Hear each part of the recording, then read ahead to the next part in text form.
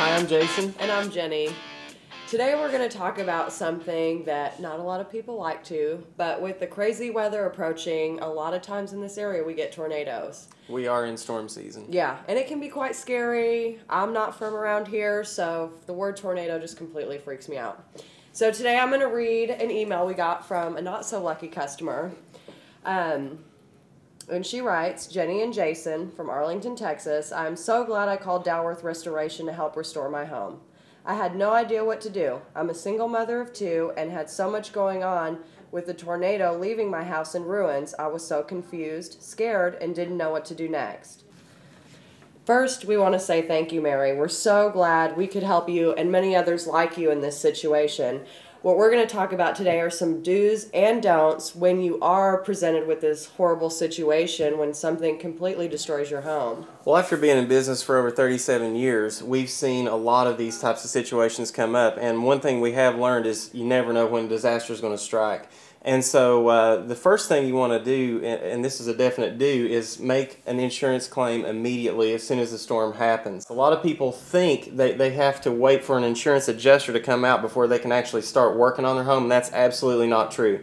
As a policyholder, you have the right to hire somebody you trust to come out to your home immediately to start mitigating this damage, to prevent the further loss. Yeah, I'm glad you brought that up because you definitely want to mitigate a loss, which basically means prevent further damage. So the sooner you get to cleaning it up, drawing it up, the better off you're going to be, not only with your insurance company, but also to get you back on your feet as quick as possible. Also, you want to make sure you hire a reputable contractor. During these big, widespread storms, there's a lot of storm chasers, and these people that just see a quick buck, they want to take advantage of the situation. They'll come to everybody's home and say, hey, I'm here to fix your home, and you don't have any idea who these people are. So make sure you know the person by name. A lot of companies that have no reputation, they'll just fire up a new name, get a website going. They look legitimate, but if it's not a name you recognize, don't trust them. Look at a third-party reviewing site like the Better Business Bureau, Angie's List, some of these third-party organizations that will help you make sure that you're getting a reputable company.